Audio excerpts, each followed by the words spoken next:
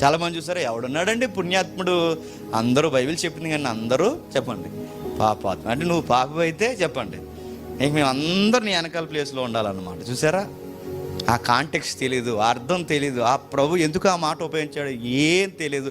సమర్థించుకోవడానికి ఏమంటారు తెలుసా, ఎవరైనా ఏం భక్తి, చర్చికి వెళ్ళి 52 వారాలు వెళ్ళినాం, ఏం సుఖం అండి చర్చికి వెళ్ళి.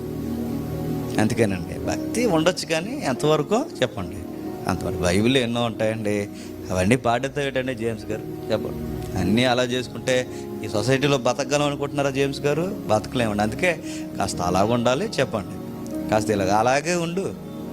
నేను మరీ చెప్తున్నాను, కాస్త అలాగ ఉండాలి, కాస్త ఇలాగుంటే అలాగే ఉండరు అయ్యా. నువ్వు అలాగే ఉండు, నీ నడ్డి ఎరగొట్టే వరకు నీకు బుద్ధి అవ్వదు. ఎందుకు చెప్పినా, నువ్వు చాలా బ్యాలెన్స్ చెప్తున్నావు. అలాగ ఉంటాడంటే ఇలా ఎలాగుంటావు, ఉంటే ఎలా ఉండు, లేదా అలా ఉండు, పోతే లోకంలో పో, లేదా ఇలా ఉండు.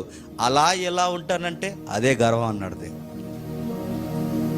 దేవుడు గుడికి వెళ్ళడం, దేవునికి భక్తిగా ఉండడం, దేవుని ఆజ్ఞలు పాటించడం, ఇవన్నీ ఇదే వెళ్తాం, ట్రెడిషనల్గా వస్తాం తప్ప దాన్ని పూర్తిగా జీవితంలో అప్లై చేయాలంటే ఎలా కుదురుద్దండి?